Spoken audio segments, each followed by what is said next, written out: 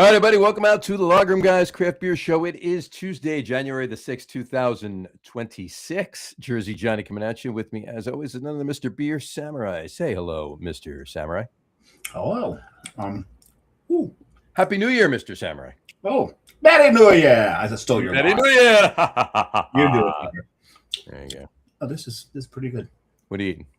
You know, one of our vendors at work sent us a Sent us a hum? Sent us a bunch of stuff, and from Italy, as a matter of fact. Right. And I think this is Parmigiano Reggiano. Okay. Directly from Italy. Oh, just a piece of cheese you're eating. It looked like a cookie or something. No, see, I've got the piece of cheese is this friggin' big. I was going to say, yeah. So I broke off a little bit of it. Nice. And they sent like to our company probably about at least 30 wedges that big. You know, if you're looking for something to do with one or two of them, I'd be more than happy to take them off of your hands. I only have one, and you ain't getting shit. So sorry. with all love. With all due respect. No respect there. No respect whatsoever. Yeah, little love, no respect. Yeah. Let's see how it is on bread. Yes, It was either that, or I think what it probably would have got, because I think this cheese is going to go well with what we're drinking tonight. I think you're right. That. That's why I grabbed it. It was either that or mortadella. I've got a couple slices of mortadella left, but then I was like, no, I have to have lunch tomorrow. And I mean, the Bourdain sandwich is to die for. Oh yeah, no, you have to eat that. Didn't we do that on a show? Oh, we did that on an End of Chaser show. We did that. I done an End Chaser show, and yeah, it was one of the chasers. As a matter. Exactly. Well, we did a Bourdain cocktail and Bourdain inspired cocktail, and then the sandwich. Yeah, because the show fell on Bourdain Day, but right. But I've already, with the mortadella I have, and that did not come from Italy, mind you. No.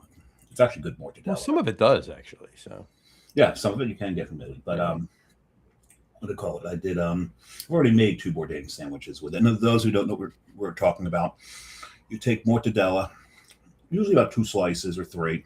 I use 3 to 1. 3 and 1 slice of provolone. Oh, I do 2 to 2. 2 to 2. But it's also a smaller roll probably than you're using. I use but I know 3 to 1, but I make 3 piles of them.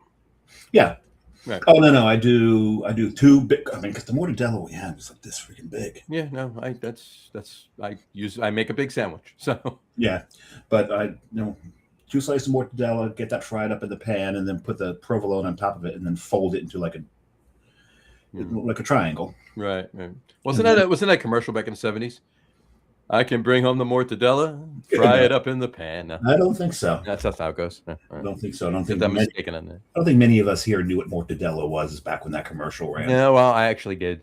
Yeah. Well, because of my father. You grew up in this area, and my father's profession. Profession, yes, he was a meat purveyor. Correct. A purveyor of meat. Purveyor of meats. But then you also take like in the fat that the mortadella leaves, you like brown your roll in that, and then mayonnaise, Dijon, and then heaven. It's just a mayonnaise, Dijon, and a little love, and it's a good sandwich. Let's take it that we mentioned love. Speaking of love, I'm not sure what this has to do with love, but I figured it would be a segue. An awful segue. Okay. An awful segue. A happy National Bean Day. I love your beans. I love those beans. Actually, they sent some fragioli as well. That vendor. So there you go. The little white beans. Right. Yeah. There you go. It is also National Shortbread Day. So happy National Shortbread Day. I was going to stop and get some shortbread, but I was like, it's not going to go with what we're drinking tonight, so I didn't bother. No. A question for you: Walkers, Luna Dunes, or Girl Scout cookie trefoils? That's a tough one. They're all good, but I have to lean towards the Girl Scout cookies. I do too. You know why? They're not as greasy as the other two. Oh no, yeah, that's true. They don't leave a film in your coffee when you dip it. This is true. This is very true. It is also Creole Cuisine Day. Creole Cuisine Day. So it's 3 food groups in a row there for days. And to wrap it all up, because I'm getting thirsty, so we got to start let's get the show rolling here. Happy Take Down the Christmas Tree Day. Yeah, and before our guest falls asleep in the green room. Exactly. Is your tree still up? My tree is still up, and you know why? Because you didn't know today was Happy Take Down the Christmas Tree? No. Because it's award-winning, and it's award-winning, and it stays up for a while longer. It stays up with the village, and the village stays up till the end of the month at the earliest. Oh, I see. Because it takes her so long to put the damn thing up. Yeah. There's no point in taking it down, Immediately. Yeah, immediately. Exactly. Enjoy it for a Let's little ask the guest if his tree Let's is down. ask the guest if his tree is down. Ladies and gentlemen, please welcome to the show our annual guest for this show, Mr. John Holl. How are you, sir? Oh, where'd he go? There he is. All right. Fellas. How are you, John? Fellas. They said it couldn't be done. They said it likely shouldn't be done. And against all odds, another year of you guys on the air. And, just no one's as surprised as we are. the tenacity of the Lager Room guys is only rivaled by the cockroach. Or the Twinkie. The Twinkie has a little to do with it, too. That's, our tree is still up. Yeah. It'll be up for, I don't know, I'll get around to it in the next couple of days. But I really think that take down your Christmas tree day should be the weekend after New Year's. The weekend after New Year's. So this coming weekend. So this coming weekend. Yeah, I think that's a normal. Yeah, I think it should. I let people do what they want. Yeah. The hell do I care? Exactly. Keep it up all year long. It's saves time. Yeah, that's very true. Somebody was telling me recently that in new house builds for the very wealthy, there's just a 8-foot tall, 10-foot, 12-foot tall closet in the living room where you just roll the tree in and then close the doors. And then, the next year, you open it up and you just roll it back in. It's that's wildly efficient and a reason to become wealthy. Right. Yeah. For my Christmas tree closet. Right. If for no other reason. Right. I don't have to go down to the basement. I don't have to, knock over bottles in the cellar, trying to get stuff out. What kind of bottles would be in your cellar? Man, it's just right behind me right here. Mm-hmm. It is a lot of old stouts and remember back in those days when people would buy 750s and 22s and all. So it's all I have no idea what's back there. Yeah, it's all just rotting at this point. Right over there. Some may be good, some maybe not. I found the other day because I was going out with some folks and I was like, I'll pull out some old bottles. I found, and I don't even know what year this would be from, a 10th anniversary Hunapoo's Imperial Stout, which it's Wayne Wemble, so of course it's going to taste good, but I don't know what year that's from. There's some old Rogue stuff. There's I don't even know. You could probably sell some of that Rogue stuff for to who? That's just sad. Don't spend save the money and get yourself a house with a Christmas tree closet. Or not a bad conversely, I could sell it and then install a Christmas tree closet here at the homestead. Which exactly. Now we're just we've lost the plot. Not just a hat rack. Not just a hat rack, my friend. Very good. All right, let's. I'm very interested to see if in that storage area of John's, there's going to be an honorable mention in the top 3. He might actually have one of those in there. Yeah, that's very true. What, an Alaska smoke porter? No, I have none of those left. Every time I get my hands on one, I immediately drink the thing. Okay. Yeah, this is very true. I don't know what I would have in the cellar that would be Rauch specific. Aside from that. I have a couple of smoked barley wines. Okay. They're not that old. Because I usually don't. They don't usually last. They're I forget them. They're there or whatever. But there's not much Rauch. It's mainly barley wine. Bigger barley wines. And I have some 2015 Goose Island Bourbon County Stouts. Yeah, I got a couple of those myself. Yeah. A couple of. I think I got a 2017 Northwoods. I think I have one of those. I got a few of the Bourbon Counties variants, but I'm. What are you, John? What are you drinking tonight? I'll get to the Rauch in a minute, but I wanted to start with a beer stout, slow pour pills. Very nice. Drinking it from a can like a heathen because I don't need fancy foam. I just need the alcohol delivery. There you go. There's nothing wrong with that. Absolutely nothing wrong with that. nothing whatsoever.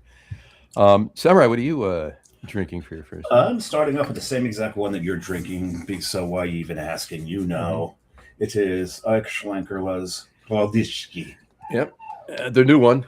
Yep. Mm-hmm. Got it at this wonderful alcohol store down in Westfield called Sunrise something.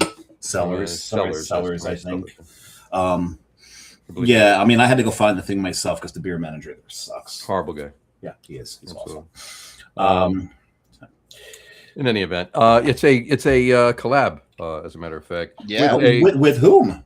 With a Polish brewery. It is. Let's see if you can pronounce it. I can't pronounce it.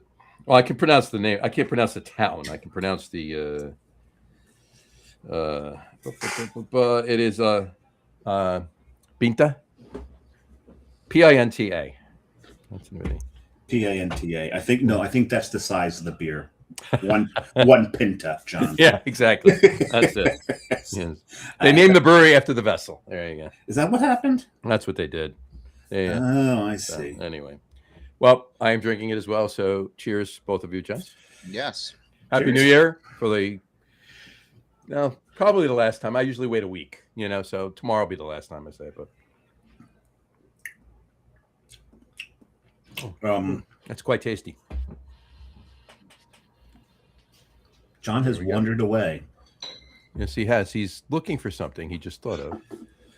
He went to get a glass. I felt bad that you guys are doing the glass, and I have the beer stock glass. Yeah, the beer stock glass. I'll probably just. I'm drinking mine out of the Rauchfest glass that I got from Live Oak. From Live Oak. That's Live Oak. Yes. There you go. Well, I bought it actually from the guy who's pictured right there. Oh, there you go. Fun. Is that his name, Smoke 'em? No, it's not. Yeah, you name somebody Smoke 'em, he's going to do something with smoke. Yeah. Yes. Why can't I remember his name right now? John, you remember his name? I do remember his name. I can't. It's on the tip of my. Not Alex. No, it's not Alex. I forget. I'll get to it. Okay. I'll remember. It'll come to you. But this is pretty damn good, as you would imagine a smoked beer from Schlenkerla would be. Yeah, this doesn't suck. And this is in a can. Bottles did not make it to the States yet. A tote of the beer from Bamberg made it to the States, and of course, it was canned by Be United up in Connecticut. Are they sponsoring this segment? Be United sponsoring this segment, yes. Did they send you guys the Rauchbier? That would me. Yeah. That Dave had to buy his. Chip, by the way, Chip McElroy. Yes, Chip. Yes, that's what it was. Sure, that's a name. It's a name. Okay. I'm standing by it. I did not at all make that name up. No, He may have. It's very possible. He may have. Exactly. Actually, his poodle may have. His poodle may have made it up. I think his poodle runs the brewery. Here we go. A couple of quick comments, really quick. Vanessa Kitty. Hi, Vanessa. How are you? She says hi. She said mortadella. And her Boston baked beans cooked with burnt ends from her smoked brisket. For National Bean Day. National Bean Day. She talked about trees and some Creole cooking. And she says she has 2 homes to view on Thursday morning. So hopefully one has got a roll-away tree closet. And this is very true. and then I just said that about OEC, and she said, go Connecticut. She lives not too far from OEC. OEC, yes. Anyway. All right. Yes. So, all right, John. Anyway, how has 2026 been treating you these first 6 days of? I mean, listen. Up until about 15 minutes ago, it was great, fantastic. It was fantastic, and now just like I lost a raffle or something. I don't quite know. Well, I mean that was years ago. But you know what? I'm feeling optimistic about 2026. We over at All About Beer, the news site, the podcast and information entertainment site that I run with Andy Crouch. We're starting off this year fairly strong. There's folks who believe in the work that we're doing and are helping keeping us on the air and keeping us rolling, which I'm pretty happy about. And awesome. I talk to a lot of folks in and around the beer space every day, and there's a lot of worry. There's a lot of frustration There were a lot of things thrust upon the industry last year that were completely avoidable, like tariffs. And folks are either rolling with them or making the hard decision to close up shop. And the ones who are sticking it out, I think, are trying to be really smart about what the next 5 years looks like if they're going to try to do it. Is it, are they focusing on their tap room? Are they focusing on, distro? Are they focusing on, the customer, like whatever it is? Like, it's not just that scatter shot that we had towards the end of the 20 teens. It's folks have learned, they want to focus on, hey, we're going to be a Saison brewery. Hey, we are going to be a lager brewery. Hey, we are going to be, we're going to really be good at IPAs and not just phone in hazy hop juice, because like that shit doesn't fly anymore. Yeah. So, and so I'm optimistic about what the next couple of years looks like. It's going to be painful. There's going to be a lot of places that still close. And in some cases, that's a good thing. There's some breweries that absolutely deserve to close because they didn't put in the time and the quality and the, making sure the hospitality was great. And then there's other folks who did it for 10 years or who will be coming up on 10 years, and they're saying, hey, this was a good run. I did this. I can hang up my jersey and feel really good about this. And it's on to the next adventure, right? It's for a long time, the industry was all like, this is a generational business and you're going to pass it on to your kids and they're going to pass it on to their kids. That's just not the reality of bars or restaurants or breweries writ large, right? So I think 10 years, which a lot of people hit this past year, and we're going to see it in 26 and 27, and places are just going to be like, hey, this is a nice milestone to go out on, and there's no shame in that. You're absolutely right. Sometimes it's going to be out of people's control. It's going to be a landlord thing. It's going to be but in other cases, it's just going to be like, hey, I'm proud of this. Yeah. And I don't fault folks for that at all. No, I don't either. And my hat's off to anybody that's been doing it for much longer than the 10-year frame, and then, the breweries, I mean, we preached ad nauseum about legacy brands and landmark beers and legacy breweries.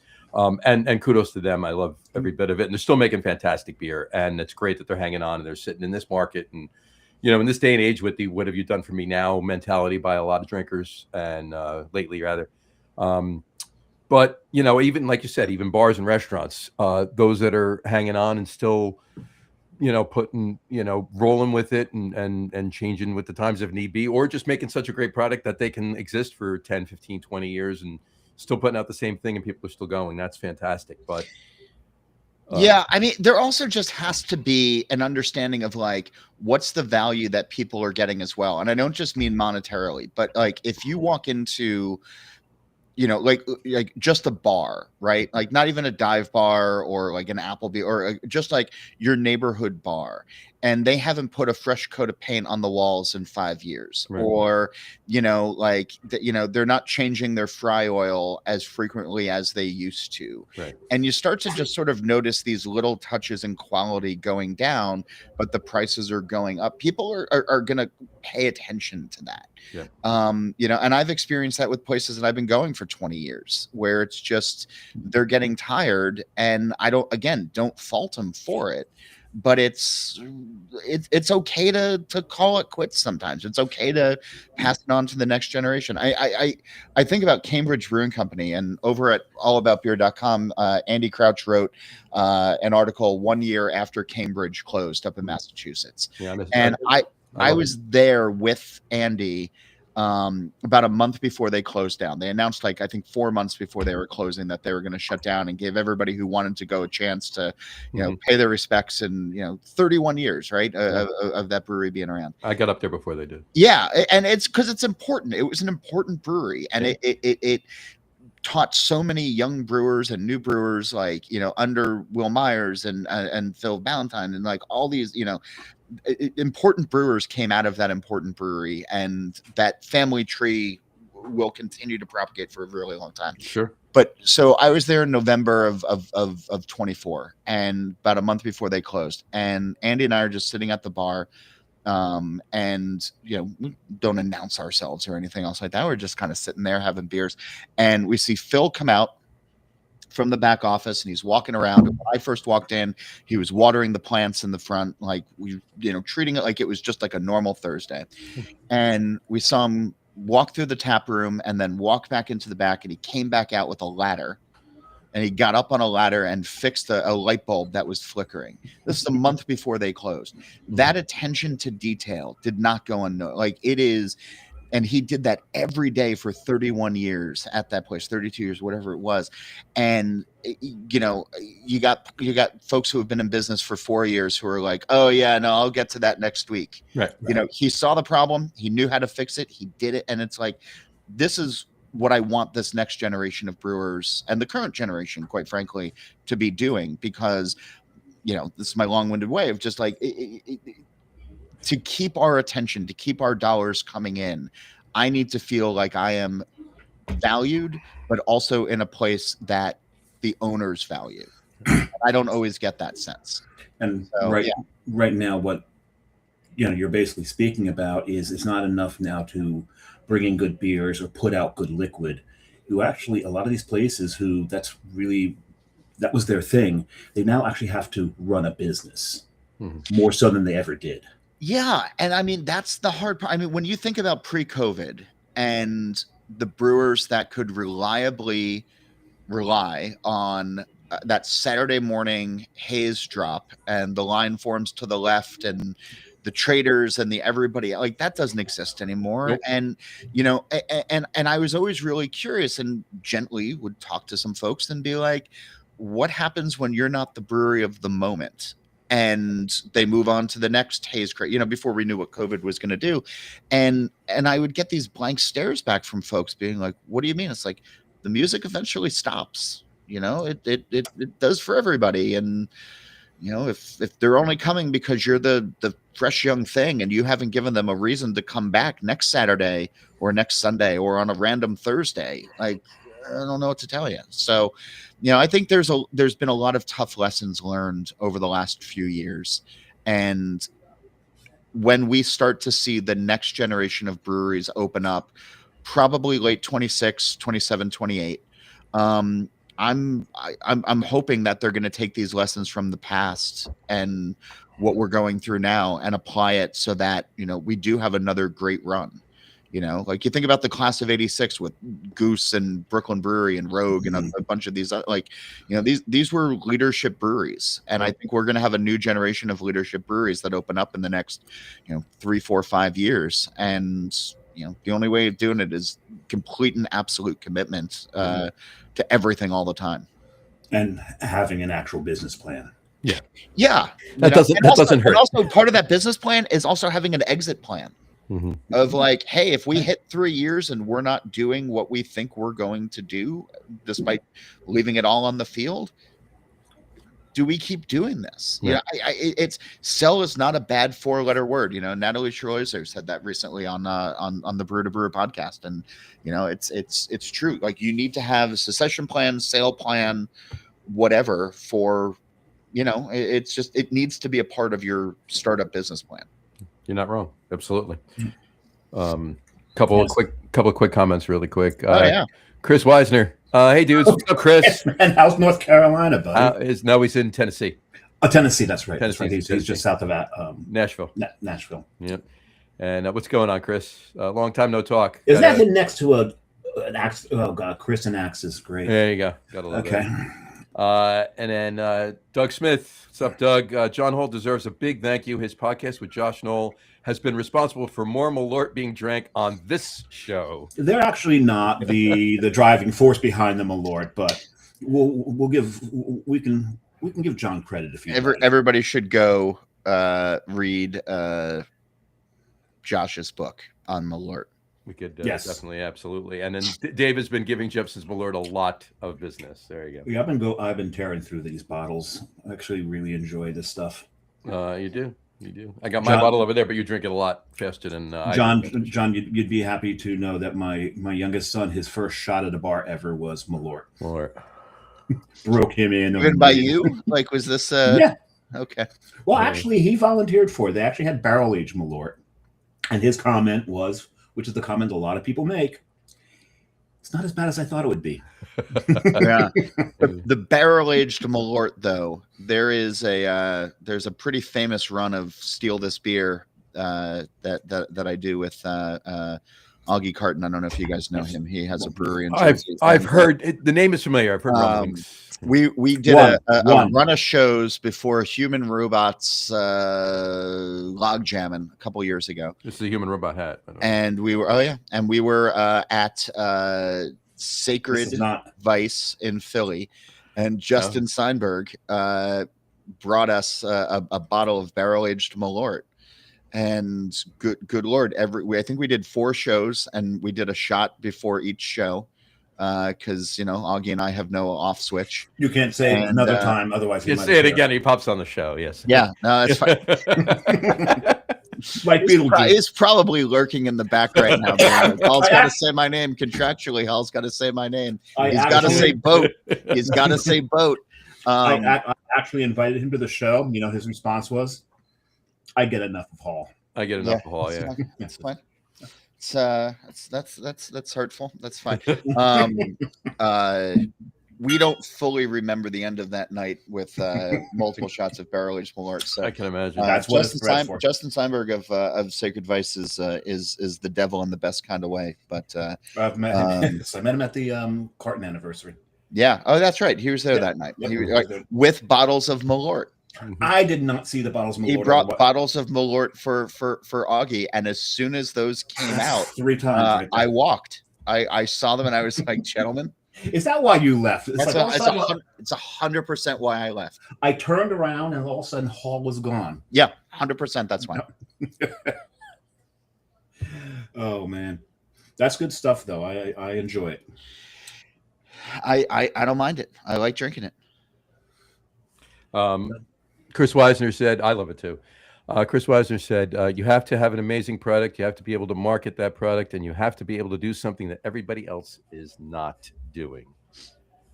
He said, or just do it better than, or do it better, or do it a little different. Do something, something to raise an eye. And then he, Wanderback Beerworks said, good to see John drinking beer-colored beer this time around. That's right. Last year on the show, you were drinking water, or no, milk, maybe. Or no, I was drinking your that's my right. colonoscopy. Right. That's right. Yeah, I was getting ready for that's right. For fun. Clean bill of health, thanks for asking. There you go.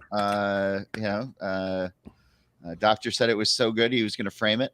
So it was very nice. There you go. Thank you. And, put it on it's a video, right? So put it on one of those motion those the frames that have the video that can run. Yeah, it's coming to a beer label soon enough. The Wander Back guys, I got to be a brown ale. I want to low hanging fruit. You had to. I had to figure that. That's my job here. I gotta pay more attention to Wander Back. I feel like I hear about them when I'm on this show, and then other folks talk about them, and then fellas, reach out. Like, let me know what you're doing, please. Yeah, good people, good beer. Yeah, absolutely. No, I've never had the beer. I don't know anything about it. They did a whole thing with them Souter for her anniversary. I've never had the beer. Yeah, the beer's very good. They were on. The 3 of them came on last April-ish. And it was a long show too, because there was 5 of us on the show then. Okay, I'm not hard to find. I wanna know what's going on with Wander Back. And there were magic tricks. Mm-hmm. Fantastic. There you go. Brian Boak tuning in. Back from dinner. First beer, Saranac Pale Ale. Cheers, John Holl. Brian Boak. I was thinking of Brian the other day. I went to the final Giants home game. I saw your pictures. Yeah. That was good. And Brian was there as well.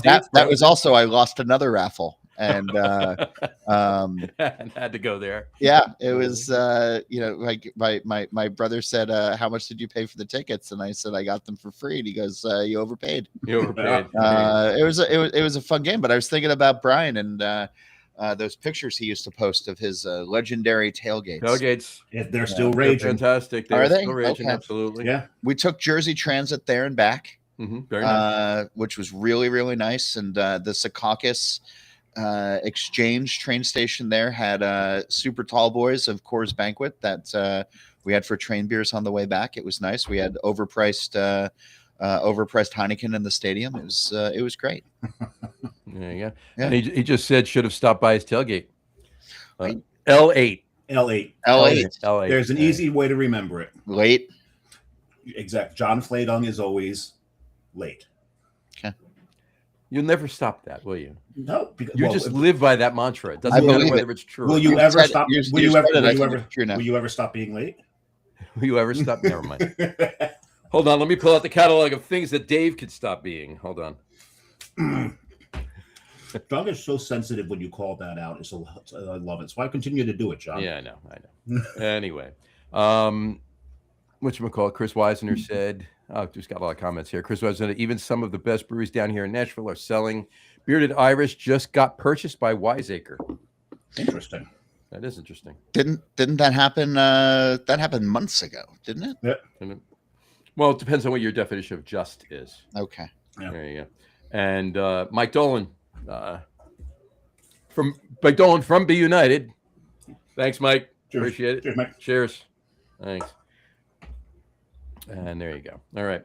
But you're not wrong, though. There's a lot. I mean, I had a laundry list of things I wanted to chat about with the the landscape, if you will, of the industry, what has happened in the last year, and obviously over the last several years, but specifically in 2025, with a lot of not just smaller breweries closing, but, for a lot of other reasons too, other than just, falling on hard times, Rogue and the like. Apparently I watched, was it a video or an article I read? Portland, Oregon had a lot of brewery closings in 2025. Oregon specifically. I mean, everywhere did, right? But it is a little scary for the industry. I mean, beer's not going away by any means, but is it a bubble? I don't think so. I think it's more circumstantial. Your thoughts on that? Sorry, Augie is texting me asking me if he should come on, and I told him to go live his life. Be free. That I love him too much to Subject him to this. Yes, exactly. Go be free, Augie. Go drink a weed seltzer. Go fry. So Portland, Oregon is it's Brigadoon, man. Like it's one of these things where it exists entirely in itself. So I can't use that as a bellwether. Mm-hmm. And I think that again, a lot of the breweries that closed were pushed out. And Jeff Allworth would know this better, but it was the ones that I saw. Jeff posted on Beer Vana. Yeah. But one of the, if you have good new breweries opening up, right, mm-hmm. and the formerly good new breweries haven't stayed as good, and people have infinite, finite dollars that they can use, they're going to go to the better places. Like Portland doesn't suffer through bad beer. So if somebody makes a better quality beer, has a better experience, people are going to stop going to the places that they used to go in favor of the newer places. And again, there's also just other folks that just did it for a bunch of years and decided to close, but they have so many. I mean, I forget the numbers from that piece, but I want to say that when we went out there for the Craft Brewers Conference, which must have been, I don't know, maybe a decade ago, mm-hmm. At the time, it was the Portland metro area had something like 300 breweries in it, which is just the Portland metro area, which is insane. That is insane. So even if 10% of those close, that's not a huge loss for them. So, I can't compare anything else that's happening in the U.S. to Portland ever, because, they are really just their own ecosystem. Yeah. No, you're not wrong. They have their own life forms too. They do. That's for sure. How much of what we're seeing is, I mean, do we think drinking culture is starting to die as we know it? I think it's suffering. Because you mentioned someone drinking THC seltzers. He pronounces them seltzers. So is it you know, is which it even sober, or have you never been with him even sober? sober. This man Oh. just has his own pronunciations for everything, and And words. it's maddening. It's maddening. It is. But in the best possible way. We all still understand what he's saying, as he'll point out. There's no Rosetta Stone needed. No, you know, it's interesting. There's been a lot of talk recently about the way the world has changed, you know, since COVID, and there's some shit being tossed on younger generations about not drinking all that much or as much, and the numbers don't really bear that out with the younger generations, right? It's you know, they're drinking different. You know, they're not necessarily drinking what we drank at that age, but there is, I mean, Meisterbrow? yeah, the way things have changed, you know, it's people aren't going into the office as much, or if they are, they're going to the gym afterwards, or they're going home afterwards, because during COVID, they made their homes really comfortable with better couches and Netflix and fast internet. And, you know, like, why go spend money at a crowded bar when you can be comfortable and, you know, in your own home? That's part of it.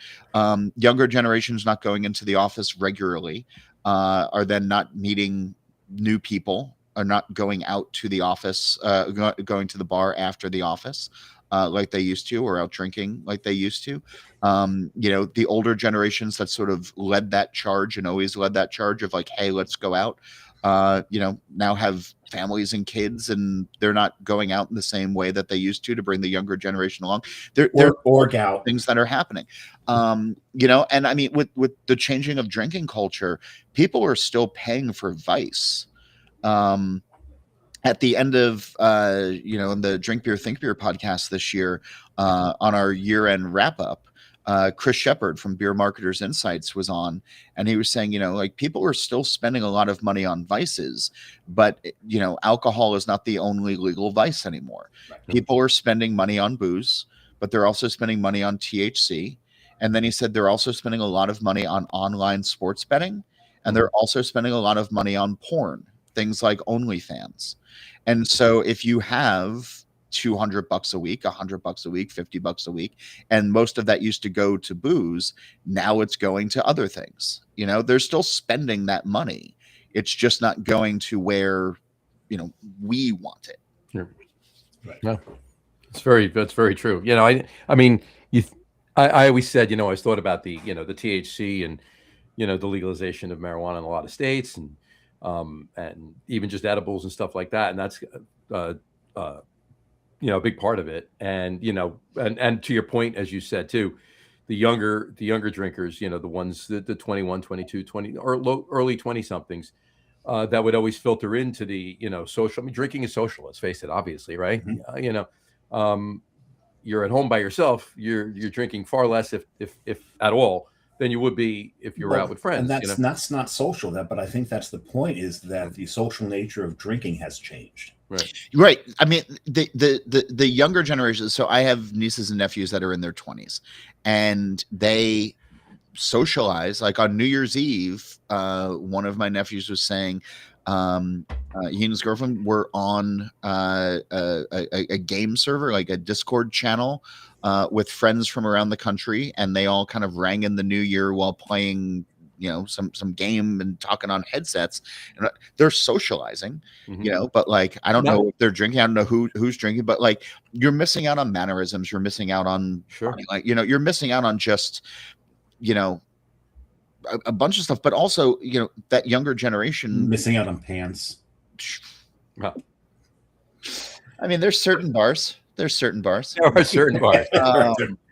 You know, I mean, there's tap rooms in Atlantic Highlands where it's optional. You know, certain days of the week. Anyway. Yeah, exactly. It's no pants Sunday between 2 and 3:30, right? Yeah, well, I think so. Yeah. That gets extended sometimes. Look up in the telephone wires above the brewery. You'll just endless pairs of pants.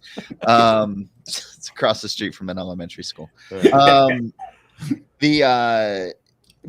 you know, it's hard because, you know, when you don't have that generational leading the younger generation of this is when we go to the bar. This is how we communicate at the bar. This is what we do at the bar. It can be intimidating for somebody who, might want to, try different beers or be in a different thing, but walk in and not understand the language or, not understand, how to communicate to somebody at the bar like what they want, or have the confidence to say like, hey, I've never been here before, can you tell me what do you like? There are some generational gaps that have appeared with that because of the convenience of online ordering, texting, never having to see a human, unless like you're forced to. I think it is changing the culture quite a bit. Yeah, my Jessica has a friend that literally orders everything online, and it started. It never was that way prior to the pandemic, right? But everybody ordered online for even groceries during the pandemic, right? And she just got accustomed to doing that, and still does that. She never if she could, the infrequent amount of times that she actually does leave the house, if she could do a couple of those other things that she does leave the house for at home, she'd never leave the house. And it's got to this point, almost 6 years now, since the pandemic started. So yeah, I got my second beer open. yes, Oh. I saw that. Let's This is Jersey Cyclone's Fogscape. Fogscape had it, and I put it in a beautiful glass. there you go. It's a collector's item. And if You will never make them again.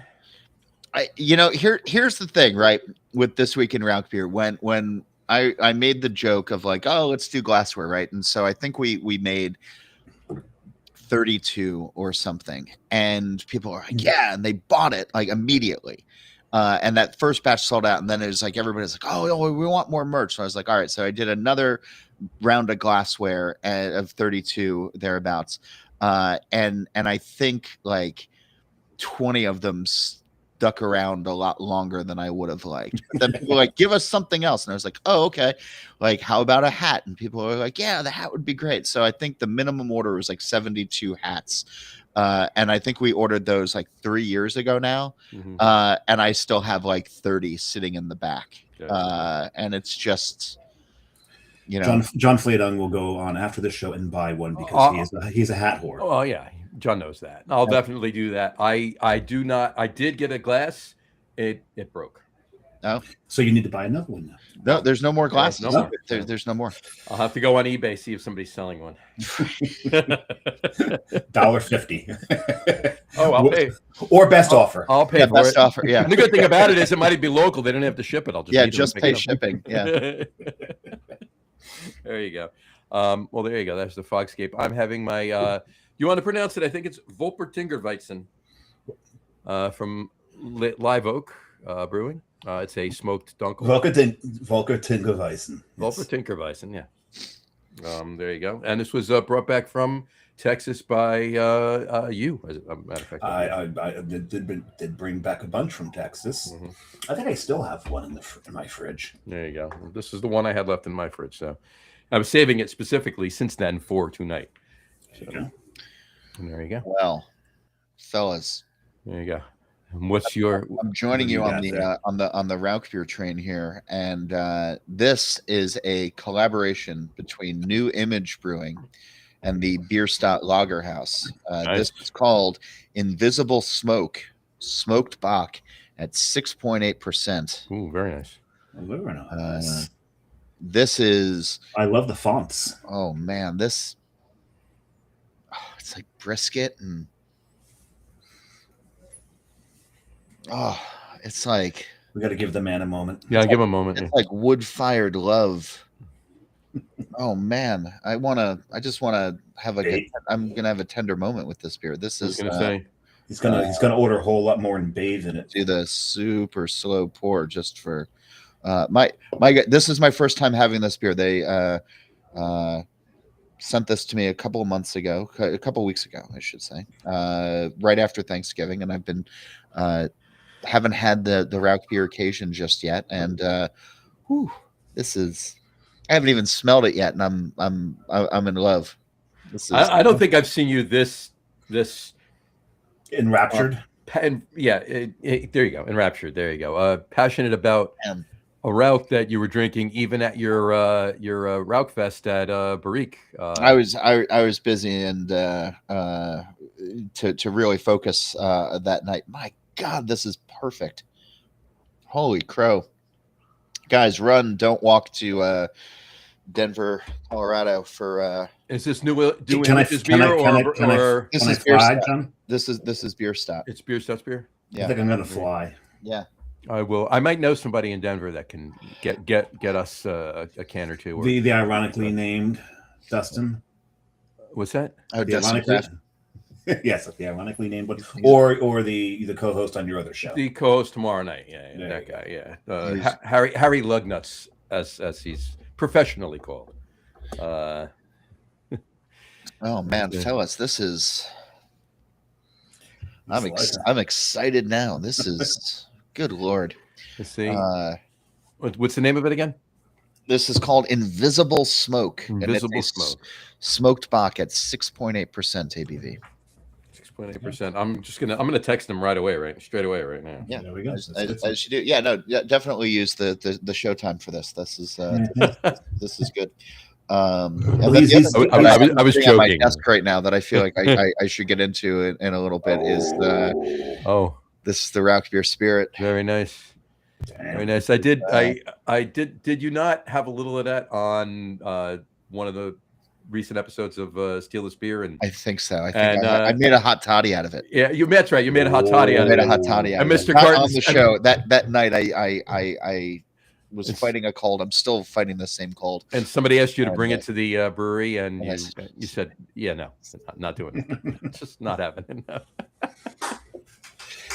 That'd be gone in a flash. You do. Yeah. Between that and Malort. Yeah. Good Lord, this is. Is there any other information on here? Oh, and it looks like it was brewed at New Image, not even at brewed by New Image, so not even brewed Wow. at Bierstadt. Good Lord, this is great. Anyway, Nice. what were we talking about, guys?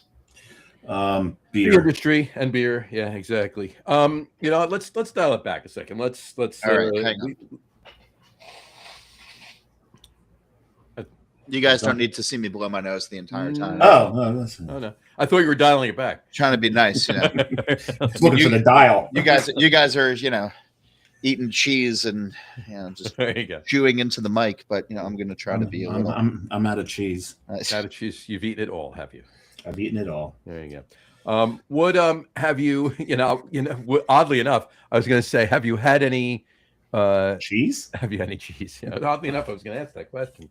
Have you had any new smoke beers? And obviously, I don't have to ask that question now because the what you're Yeah. drinking right now is Yeah. probably takes the cake. It may even make the top three list, it depending may obviously have- what the it topic may is have- later. may have changed John's list.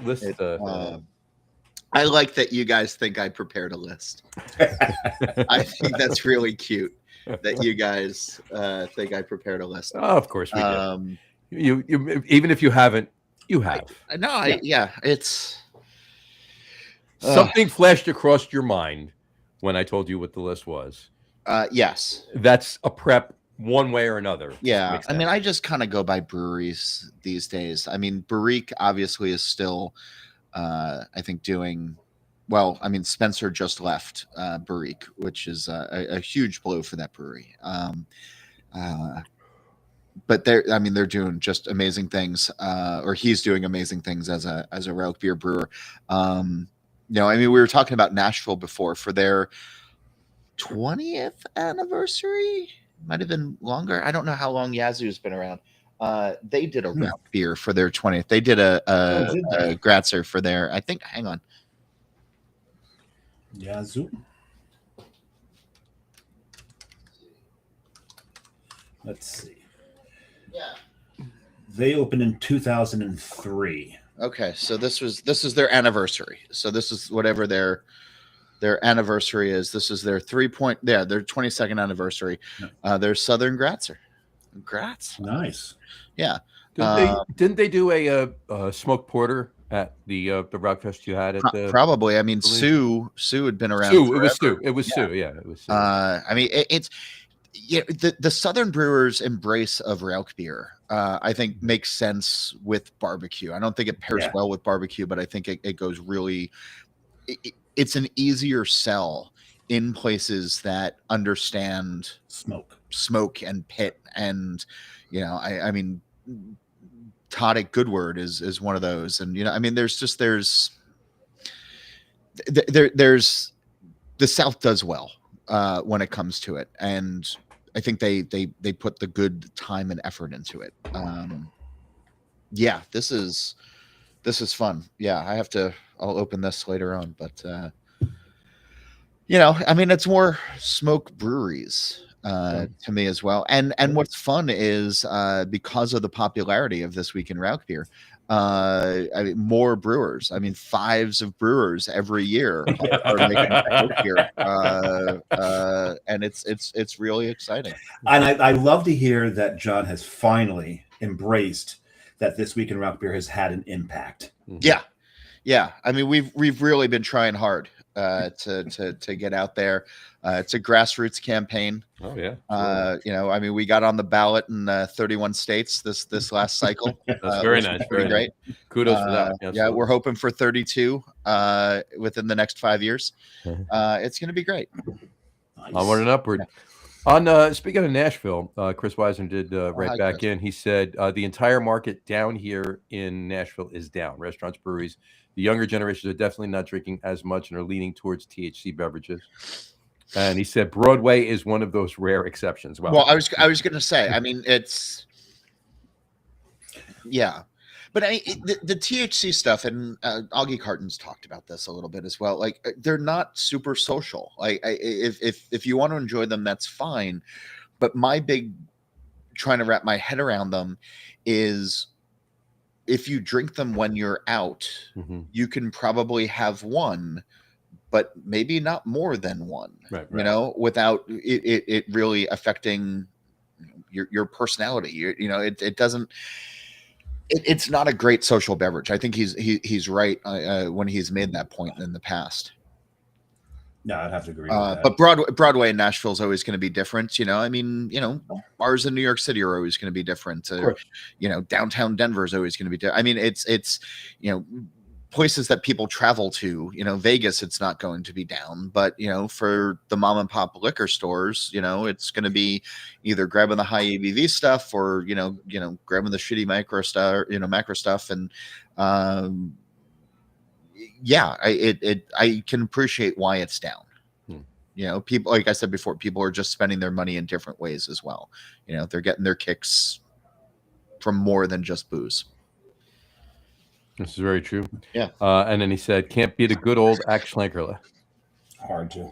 And Brian Boke's second beer, he's drinking a Ramstein Winter Wheat Draft. Oh.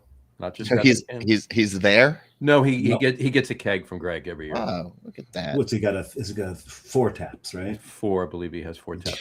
Is Winter Wheat the one that Zaccardi always did? What was their big winter seasonal? Has it always been Winter Wheat? Winter Wheat's always that, yeah. But he does the Eisbach in February.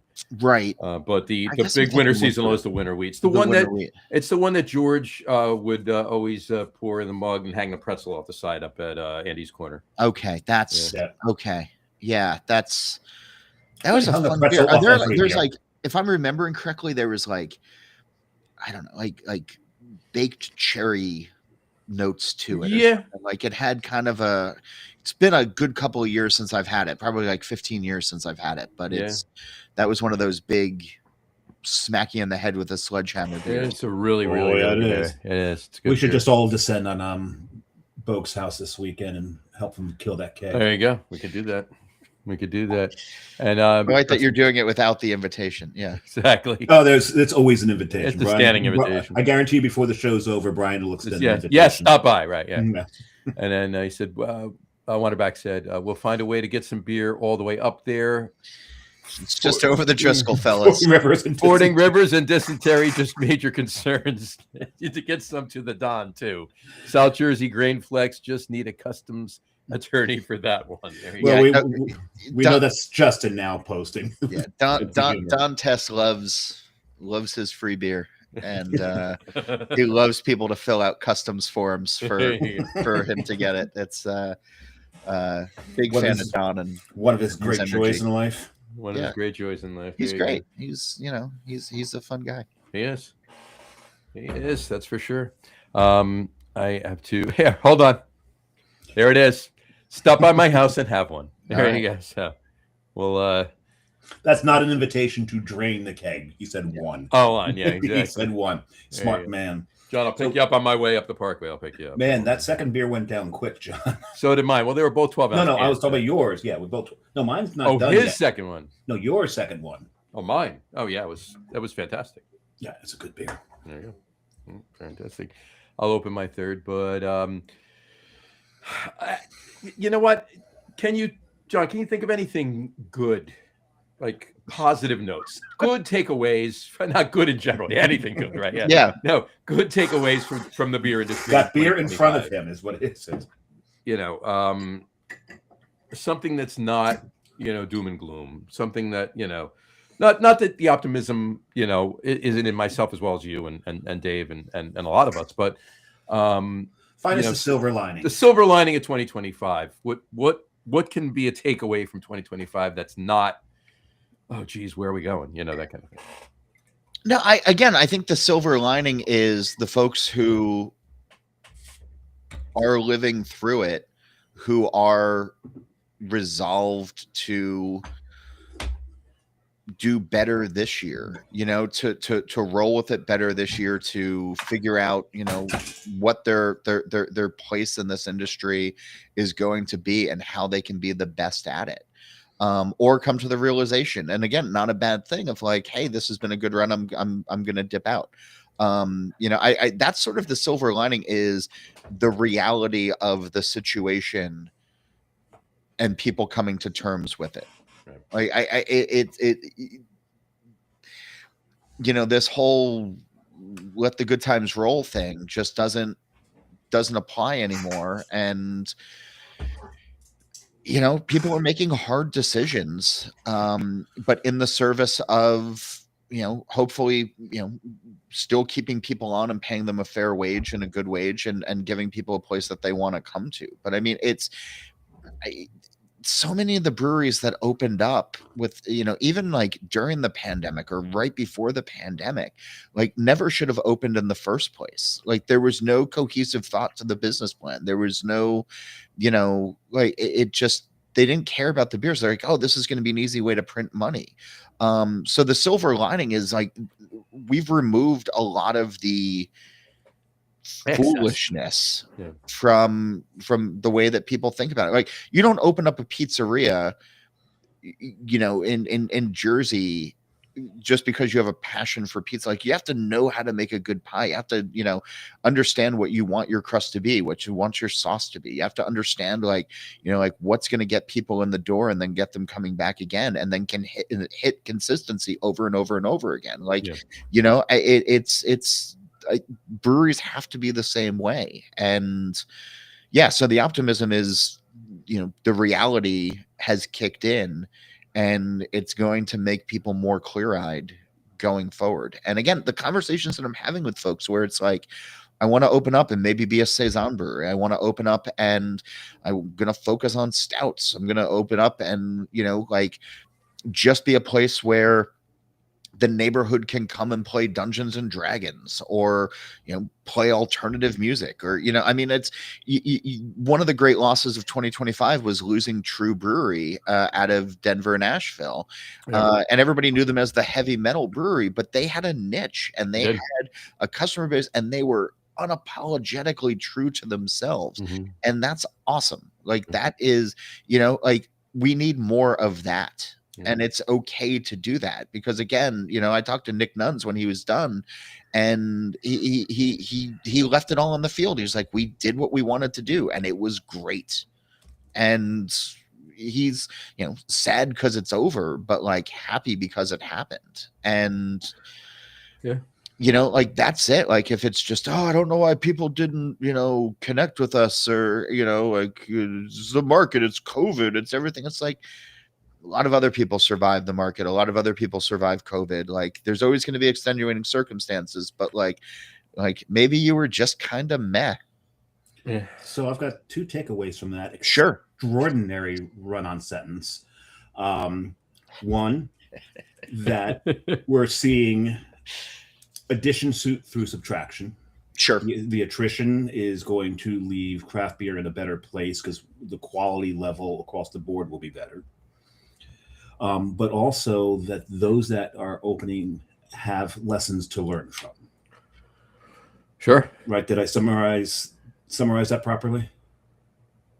Yeah, I mean, to some extent, it sounds like it was. Yeah, but I look. Hey, I love the final line of that, because that really sums it up. Maybe you were just kind of meh, And there's a number of breweries, and I will never call anyone out.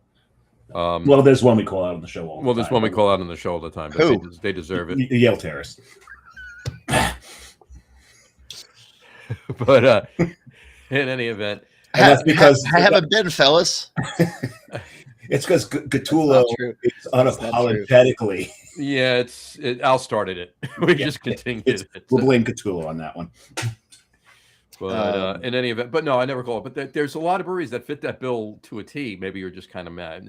No real business plan. Got in it too. I can name you a laundry list of people that I've heard.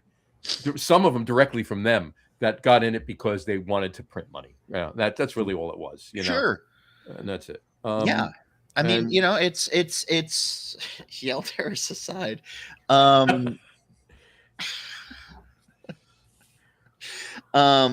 no, it's I hope that era is behind us, and I hope that like those of us who stick around for a lot longer can be a guide to the new generation that's going to open up and be like, don't do this. Like, there's a reason that, breweries like Green Bench or Bierstadt or Enegrin or, sure, Enegrin's great. Like that have focus and that care what they do and, are unapologetic about it and are obsessed with, we need more Phil Ballantines. We need more, I'm going to fix this light bulb, even though I'm going to be out of this building in a month. Yeah. I mean, I can't say that the last time or any time that I was at Cambridge, that I noticed Phil, changing a light bulb by any means, but, or certainly the last time before they closed, but hearing that story, it's disheartening that, they had to, fold it up. When you have an owner that's that passionate about what he's doing, that detail. I disagree with that. Like they chose to. It wasn't a landlord thing. It was, who can run it in the same way that Phil could. Right. He took care of everybody. There wasn't, the means for anybody to really, that was involved to take over or the desire to take over.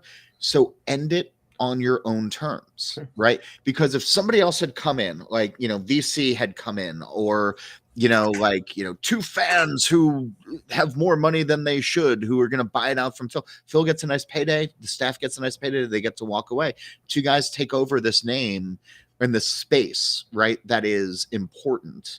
And if the burger's not as good, if the beer that Will is making, because Will's not making it anymore, is not as good, it's their legacy that gets tarnished over time, not necessarily, new yahoos that come and take over. And that brand lives on. The guys at Castle Island are making that beer. I've not yet had it. Made by Castle Island. I've heard good things. They're a brand that can be trusted. But I think taking over the entire business and being there, Phil was smart to walk away when he did. He wanted a retirement. He didn't want to leave that brewery feet first. And you could tell that that was the case because, like, as you said, they stayed open for 4 months for people to come in and give their final respects. What other brewery that's being forced to close Is has going to 4 do months? that, yeah. Right. And I mean, and that's sort of the thing as well of being able to have these moments, you know, for brands that matter. You know, when I see, and we saw this in Jersey in 2025, you know, breweries that I'd never heard of in South Jersey or whatever, you know, who are like posting on Wednesday. It's like, well, Friday's it. Sorry, we're out. It's like, these are folks who opened up their checkbook on that Wednesday morning. And we're like, oh shit, we're out of money. Like we have to close, like that kind of thing. And you get an outpouring of support, and you see the comments on Facebook of just like, thanks for all the memory. You know, people have these fun things, you know, but those were the people who were forced to close as opposed to leaving on their own terms. And again, you know, it's, you can retire and walk out of the building and, you know, have pitched a near perfect game. Man, that's, Yeah, you say it like that. You're absolutely right. You know, and then the breweries, then you know, we just had Cricket Hill, just after all these years, sold the brewery and the brand, right? But like, what's my point? Rick actually, to who? Like, I don't know. I don't know who they are. I saw the post on it, but I don't know who they are. I saw these guys and like I've never seen them before. Don't know these names. So 20 years ago, more or less, let's say more. I was working on a story about New Jersey breweries for a newspaper, and I went to Cricket Hill when they were doing their voluntary. They needed volunteers for their bottling line. Yeah, sure. Yeah. And I was there with 2 other buddies. I must have just been out of college, right? So just out, you know, 2002, 2003, something like that. And I'm there with 2 buddies because I'm like, oh, you guys should come along. And, you know, photographer comes along and all that. And I interview Rick, and buddies stick around, and, you know, the bottling thing ends and people leave. And I'm interviewing Rick for a few more minutes. We get some shots, and Rick's pretty in his cups. And he's like, all right, just close the door behind you when you're done and just get home safe, and leaves me and my 2 buddies alone in the brewery. I've heard so many stories along these lines. And so like, I wish I had this epic story of like, we called all of our friends and we're like, we have the other thing, but instead, like, we just kind of like walked up to the wall and, you know, poured ourselves a beer and just kind of stood around like we were on candid camera and finished our beer and put them in the sink and walked out and closed the door behind us. And who was Rick's business partner for a long time? John something or other. John Watts. I told this story to Watts years later, like after I become the editor at All About, and I was, you know, hanging out, and we saw each other. I guess he was doing his consulting thing or something. And he got so mad when I told him that story. He was like, and I wish you were the first person to tell me that story, but you're not the first person to tell me that story. He did that all the fucking time. Yeah. And I was like, I don't know what to tell you, man. Like, I just had a beer and I left. Well, like, it is, yeah. It's a story I But who wants to buy Cricket Hill? Like, I, you know, not to disparage what Rick and John built or anything else like that, but like, I don't think that brand's been relevant for years. It hasn't. It hasn't. You know, and did some things, but they, you know, I look, I love Rick, but yeah. To your point, the first time, and Dave's no story that I've said before on the show. The story. God, I wish I had to pee, but I don't. You know, yeah, because you know the story. It's probably right around the same time. The first time I went there, it was probably 03 or 04 ish, 02. Showed up, you know, for the Friday night tour. You know, sure. That was the tour. Get there, started at 5. I got there probably at 4:30, 25-2. Pull in the back. It snowed. It was January, and Rick's out by the main door shoveling. So I pull up. I open the window, and I said, you know, is the tour on today? He says, absolutely. Go park over there and go inside and grab yourself a beer. So I parked. I went inside. There's nobody in there. So I'm alone in there. Rick's outside shoveling. I opened the door. I said, there's nobody in here, Rick. But there's nobody in here. I didn't know his name was Rick, obviously. There's nobody in here. He says, yeah, go ahead. Go pour a beer. The first beer I ever at Cricket Hill, I poured myself. I mean, what was that? Like, they had like it was a bock of some kind or some strong beer, Colonel Blythe, which was like named after the guy that saved their boiler when it was died. The Kevin Blythe's. He's he was the guy that ran the machine shop next door. Welder. Yeah. The welder. Yeah. I mean, just like, and there's fun, janky stories from those early days of, you know, this second, third generation of craft, right? Like, you know, they're fun and they're scrappy, and every business should have those types of things. And like, again, not to shit on what Rick did or what John did or any of those, because like, a lot of us drank that beer for a really long time, and it was, important because it was early. Sure. It was available, and so we drank it. Mhm. But that's a brand that has not, in as far as I can tell, done anything to improve or change since those days that we were there in 02, 03. I think they did clean a beer line. Oh, stop. Come on. But you know what I mean? They may have swept. I think it's, they No, it's one you're- of those you're things. right. So again, They- these guys deserve retirement. These guys deserve to say, "Hey, we did a thing, and we did it for a long time, and Yeah. we brought a lot of people a lot of joy." Almost 25 years they were there. Yeah. I don't understand why somebody would buy that and continue on. That's not those guys, Not for nothing. and maybe these owners have a great explanation for it. No. But like, I don't know. You can start your own thing without the baggage, and You know what? I can only assume that they're keeping the Cricket name. I don't know whether it was part of the whole deal or anything, but obviously it was the space and the equipment. And maybe Okay. they were So local. maybe it's a turnkey, but also like, burn some sage and like buy all the bleach and But defend that joke, John. It came from Rick himself, actually, because which one? about they cleaned a beer line. Yeah. Because I was at the brewery and I'm looking around. He goes, "Yeah, it's a little dirty in here, but as long as the inside of the lines are clean, right?" Right. That's what he would tell you. Rick's a good guy, but it's First time I met him, I was actually doing a a blog, an intro to myself, and I said, I'm doing a blog. He goes, "Oh my God, I just felt a bunch of money leave my pocket." I'm like, "No, I'm not here." I was going to say, yeah, you were blogging. You weren't making money. You weren't making No, I anything. wasn't making money. Seriously, So, no money involved in there. That's why I stopped blogging. So now I do this and make no money. and we Sure. do this to make the money. Exactly.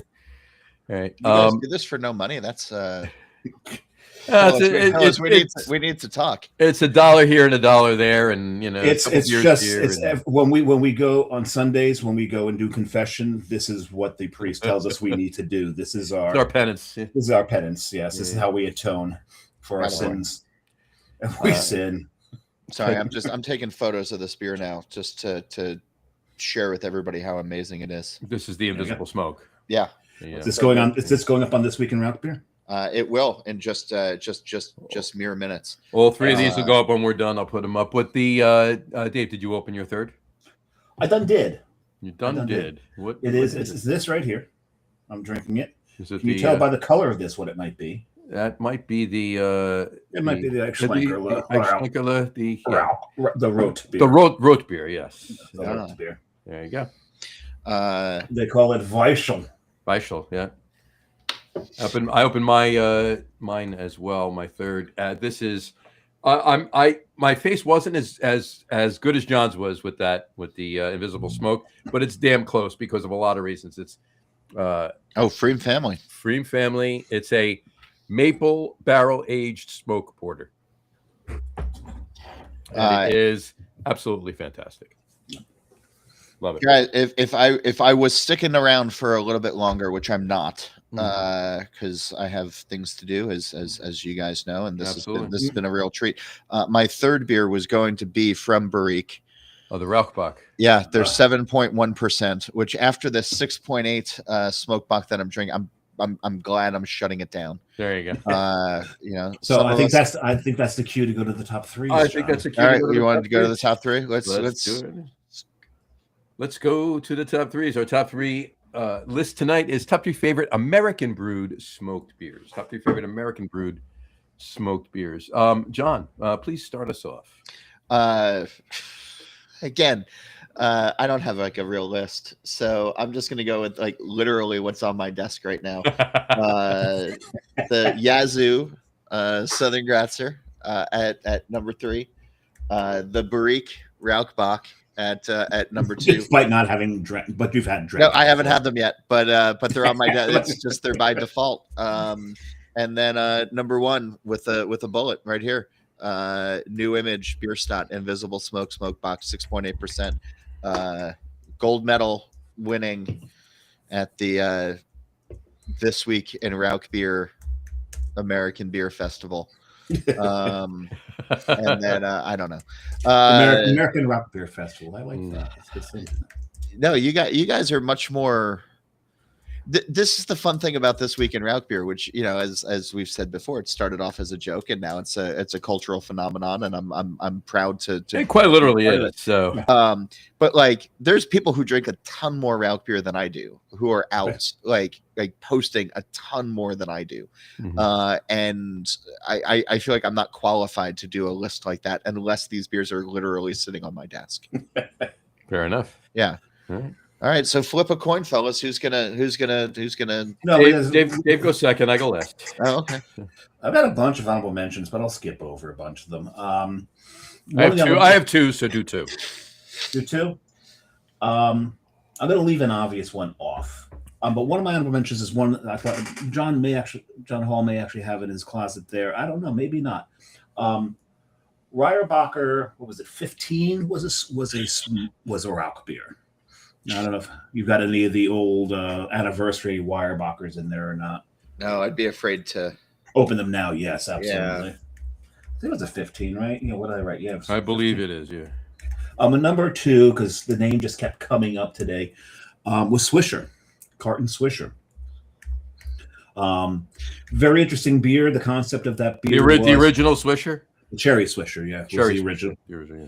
Was the original, not the Wayne's Way, not the peach, the cherry, not the butt kissing Wayne's Way from his first appearance at Hunapoo. It's what it was. Butt kissing Wayne's Way. Yeah. All right. Absolutely. Motherfucker's gonna come on now and just hold on. He just texted me. Hold on. He's gonna he'll own that, trust. Aged on cedar staves in honor of the Humidor series is what was done there. But I love the whole concept of Swisher. I also love that you remember this. When people are like, "Hey, that beer that Augie did," I was like, "I don't know." Like, he talks at me all the time with it. I was like, I have no concept. Oh, you've got the ability to tune him out. That's a talent. It's a buddy of mine who lives in town brought 2 of the coffees from this year, which I was like vaguely aware were out, and he's like, "Oh, I went to carton. I got more regular coffee and the variants than I should." And I was like, "Okay." He's like, "Let me drop some off for you." I was like, "Please don't." All right. I getting up there. I texted him the other day. I just want to have the taste the old fashioned that he did. You know what? It's silly, in the best possible way. The cinnamon. I've never had an old fashioned with cinnamon in it. I don't think that's a thing. I think Augie's trying to make fetch happen with that. But I'll tell you what, the cinnamon is the ingredient that brings that whole thing together. The orange would be out of whack. Sure. The coffee would be too green bell peppery. The cinnamon, for whatever reason, brings that beer exactly to where it should be. And I split a can with the missus and drank the whole half can, and that's I texted him that night. Like, I was proud of him for it. Anyway, I derailed you. I need to leave, so you need to do this thing. So the Swisher, I love the concept behind it. It was all about being, teenagers in the woods, getting stoned, and then smoking a Swisher before you came home. Sure. And, he accomplished that. So my top 3. Number 1, The Wick by Oddbird. Yeah, God, he does some good stuff there, and it really surprised me. It's one of the first beers I had from Oddbird. And Adam, I didn't even know Adam did a Rauch. He does a Rauch. He's a big smoked fan. Yes, he is. Oh, you know what? We did talk about that on the show. We had him on, right? I think he's got a hat. He probably does. He's got a Rauch beer hat. And I also know that he's got one of these that he keeps on the counter. I think it's the tip jar. Yeah, I still haven't made it out there. Maybe I'll bring out another. Maybe I'll bring out another glass for him for the tip jar. And then steal that one. And I'll steal that one. There you go. I think he'll fight you for it. Is that a head high glass? Nice. It's white. It's white. Sure. Yeah. Oh boy, that was mean. I like no, it was honest. It was honest, is what it was. And everybody else is up in arms about it except Mike. So, my number 2 is. He never said a word to me. So. Yeah. Beechwood Rauchbier from Temple and Family Brewing in Salt Lake City. What a great brewery. Mhm. Oh, they're fantastic. Nice and the guys. thing is, and you talk about hospitality, they do it right there. Everybody there, they love working there, and it shows. Yeah. And the way the staff treats their customers is unsurpassed on so many breweries I've ever been to, especially in Utah. Yeah, It is really just a great place to go. I was there in September. My cousin was skating for a spot on the U.S. Short track speed skating team. Oh, cool. In Salt Lake, and she made the team. And then they Nice. did really well in the Worlds, and she's going to the Olympics. Very nice. My first cousin is an Olympian Very nice. in What's- short track speed skating. What's the name? Cameron Lute, Lute. Okay, we'll have to look for them and root yeah. for them during the Yeah, Olympics that are no, coming up. we're super proud of her. It's really That's great. this year. It's like a month and a half from now. Yeah. Awesome. But I was in Utah, and it was the first brewery that I went to, and I had such a great time that I actually went back the next day. I was like, oh, I could go to other breweries, or I could go back to Temple, and I did, and it's on my list of breweries you have to visit in 2026. So, anyway, sorry, go ahead. 100% agree. One of my Yeah. favorite breweries in the country. And speaking of favorite breweries in the country, my number one comes from possibly my favorite brewery in the country, and that's from Schilling, and that's their Pivo Golitsky. It's beautiful. It's such a beautiful beer, so clean. The smoke level is perfect on it. Absolutely love that beer. Nice. On to you, John. You know what? There's a lot of beers I could have put on this list. I've written a bunch down because You know what? I came prepared. Yeah, no, I literally I could have done. Zunden from Schilling comes to mind. It's a fantastic smoked Schwartz beer. It's delicious. And what was the The smoked Baltic Porter? I gave you a can, I think. I forget what the name of that was. I'll think of it. But yeah. But I got a couple of mentions. I kind of went back a little bit with a couple of these because I didn't want to cater to what I've just had recently. I wanted to think about what I've had over the years, right? But my two honorable mentions actually come from John's Rauchbier fest that he had at Barrique at CBC in Nashville a few years ago. And that's the Maple Rauch from Von Trapp, the 7% smoked amber with maple syrup. I mean, hello, right? So good. It's right in your alley. Yeah, and the Gratzer that Barrique did that day too, 3.8% Grodzitsky. But my top three, my number three is actually from Switchback, and I think I had it on the show once. It was the Bomberg style Oktoberfest that they did. Okay. It literally was a fantastic smoke, Martin. Listen to me, Mertzen. Oof. Yeah, it was delicious. It really was. And Switchback is, an OG up there in Burlington, but some of their stuff is OG, but some of their stuff's fantastic. And this smoked Mertzen was delicious. My number two is a Treehouse beer, Life Without Music. They're 5.3% Rauch. That was one of my honorable mentions. Yeah, it's really good. And my number one, I'm going back for it because I haven't had it in years, but Epic Brewing's Smoked and Oaked. Oh, that was a great Fantastic. That was a great beer. That was delicious. Now, they did a 11%. smoked Brainless on Peaches as well. They did. That was really something else.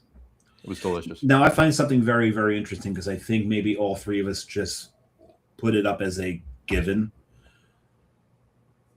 Smoked porter from Alaska. Alaska smoked porter, yeah. Yeah. Mm-hmm. I haven't had it given, fresh so for it's the like, last 2 years. It's been years since I've had it. So yeah. Yeah, but yes, it's critically important. See, I was taking notes. It's like all these things that I have to go back and remember and or try for the first time. Fellas, I have family stuff to do, so thank you. I stayed a lot longer than I thought I was going to. You did because I was having fun, and you guys are doing great, and I hope you're around in 2027. And if you see the value, I'm happy to come back.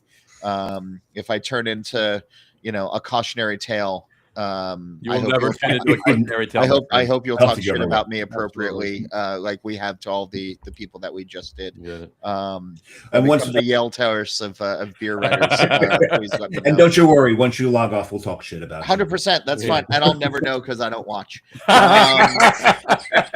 right, hold on. 125. That's the open. I love That's his the open honesty. right there. That's Love the honesty. fellas. Thanks so much for having me. And, John, Thanks, absolutely. Joe. We Always a it's always pleasure. a pleasure when you Ralph come Beer on. alive, and 100%. yeah, I'll. And to everybody who I'll see you watches, in we don't dislike each other as much as it appears we do. No, I'm a big fan of you guys. Thanks, fellas. Absolutely. John, I'll reach Thanks, out John. to you. I want to talk to you. I got a couple things to chat about. A couple like next week or whatever. I'll reach out to you. We'll have a Anytime. beer and I'm around. you got it. And before you go, real quick, Wonderback beer.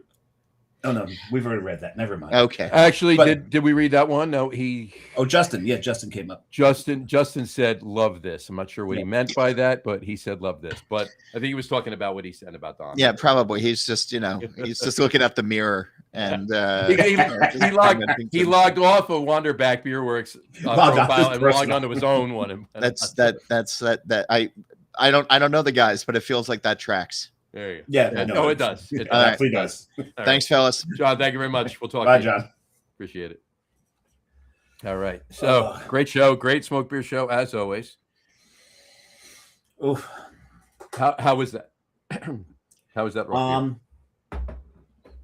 Because I think is it as good as this one? It's every bit as good as that one. I haven't opened it yet. That's I'm asking. Yeah, I know. You've had it before. I've had it You've before. drank it on the show I already. did. It's just after the first two. This one's and it's only 4.6. Mhm. But I think because drinking the first two, it's drinking heavier than a 4.6 for me right now. This is drinking lighter than a 9.1, and it is the smoke is muted, but it's there and it's really nice. The maple is a little bit not as muted, but muted. But it's really it's there and it's got a nice layer on top of the porter, but the porter just shines through of the three, and it's a really beautiful blend of the three flavors, and it's so good. That's nice. As you would imagine from Freem, right? So yeah, I've got to say something. I've never seen John Holl as happy on this show as when he took his first sip of that new Image Brewing and Bierstadt collab. Oh my God, yeah. I've never seen him that happy. Well, I don't think I've ever seen him that happy. I honestly, you're not wrong. You're not wrong. He when I made the comment about his Rock Beer Fest at Barrique a few years ago at CBC, he was busy host. He was the host. Well, he was and he wasn't, but there were a couple of times where we were standing there, and I was with him and Augie and Don and Matt, and we were standing there, and he was just purely involved in delicious Rauch beer that we were drinking, and as good as it was, and as good as it was that he, let us know that he was tasting the deliciousness of that beer, it still wasn't matching the way he felt about that beer. Nice. So definitely gonna have to get some of that. A couple other comments. Hold on one second. Actually, Chris, I'll go back to this one. Chris Weisner said, I like the way he put that. You can't open up a brewery with mediocre product anymore, nor could you a number of years ago. He said, I just want to get back to this, and I want to say it. I want to get back into the comments and the conversation, but I want to put these comments up. You had to open up with a fantastic product. Back in the hot rod days, people would always wanted to come into our restaurant, but some of them I wouldn't bring in because their product was nothing special. It was mediocre at best. 100%. I agree with you.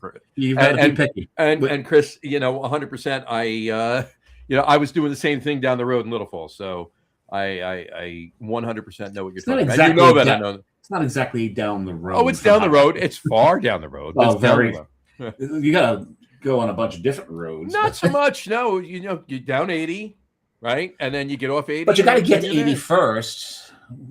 80 wasn't far from Hot Rods. No, it was far from Hot Rods. And it was only about the same distance off of 80 as it was 280 from Hot Rods. So, yeah. And Brian Boak said, third beer, Jackalope Brewing, Bear Walker Brown, brewed with maple syrup. One of my favorite Nashville beers. One of my favorite brown ales. Nashville's, yeah. Of Nashville, yeah. And Jackalope is it's funny. that you're drinking that beer, Brian, I actually almost wore, instead of this beer 30 from the Fifth Ingredient, I almost wore a Jackalope Brewing shirt tonight on the show. So that I got at the brewery. There you go. So, and he did say before he also has Ramstein Oktoberfest and his Belgian Saison, plus bottles of his Wonderboer and Stout, and his Stout Mild, the blend that he made. the blend that he made. So yeah. So you know what? If we have time, maybe we'll take a ride. We might. I have Sunday open. I don't know what you're doing. So I don't know what I'm doing yet. I got to look at the weather report. Fair enough. We could check that out. Justin did write back and he said, I cannot take credit for the Wonderback comment. It was him. I love the mass stuff about doing this the right way. Yeah. You're right. You're not wrong. And then Chris just wrote back. He said, just now, I will admit I still have one bottle of 2010 Oak Smoke in the cellar. Carrie says how long it will have aged. That's how long it will have aged. I do not have high hopes, though. Chris, you got to let me know how it is. You got to let us know how it is. And he said from the beer of the month gift, something's from the beer of the month gift. Oh, Jackalope beer. Yes, the Jackalope is from the beer of the month gift. There you go. I'll bring another can. I do have one. So actually, I think I have a couple of them. Very nice. There you go. I haven't been. It's been Nashville. I got to get back down. I have to admit, though, when I was there, Jackalope was not my favorite brewery. No, look, I love that beer, and I had it before I went there, and there were a few things that I had at Jackalope that were pretty cool. The space is kind of neat. The space is eclectic. Yeah. I love the space. You can definitely play Ring Around the Rosie in that place. There's so many rooms there. The coffee next door is really good. Yes. Right. They share the space with the coffee place. Can't remember the name of it. And one of my favorite places to eat down there that hurt me quite a bit is Party Foul, just down the road from them. Right. I'm not even going to get into that story because that should not be told in polite company. Not that there's any polite company left, nor was there any polite company when John was on the show or anybody listening for that matter. But it's just really not one to tell. And I got to be honest with you, Barrique is probably my favorite brewery in Nashville. Okay. I do have to say, probably for all intents and purposes, probably my favorite brewery in Nashville. But one surprise, because I didn't know they existed, and B, it was a stop by that was supposed to be a one and done, and we wound up hanging out there for a couple hours, and that was Fail of Force. I've never been to that one. I think they opened after I've been there last. It was so good, so good. My favorite was Southern Grist. Southern Grist is in my top 5. Absolutely. It's probably in my top 3, to be honest with you. Probably, you know what? In whatever order you want to put them in, it's Barrique, Southern Grist, and Fail of Force. Yeah. And the good thing about Southern Grist is they were only about not even a mile from our Airbnb. So it was always you know what? We're heading back. Hey, let's stop at Southern Grist. Yeah, which means you stayed very close to where we stayed last time we were there. Mm-hmm. And the one, I forget the name of it. What's funny is I gotta go back to where's there's a couple on the outskirts that I really liked, like Black Abbey. Yep. Other than Gilded Lily, Bearded Iris. Probably means the same thing. Sure. Living Waters. See, another one that was not open when I was there last. Living Waters was very, very good. And the best thing about Living Waters, okay. So now all the Airbnbs, right? We pulled in on the street and we pulled into the driveway and hit the garage door and pulled into the garage for the Airbnb that we were in. It was a townhouse. You had to hit the garage door and it would open, right? Yeah, exactly. Oh. So we go in. But if you walk out the front door, which was on the other side, right? If you walk out the front door of the Airbnb, and it's just a walkway, right? There's no street. It's just like paths through the development, right? You walk out the front door, close it, of course, and then walk down the steps and then make a left. I was going to say right. Make a left, walk about 100 feet, and you come up on a parking lot to your left, and Living Waters Brewery is to your right. Yeah, it was literally 100 feet from our Airbnb, so we were very happy. So there you go. So a couple of the other things that I was going to say as far as honorable mentions, Mm-hmm. while there's Lightwing, Mm-hmm.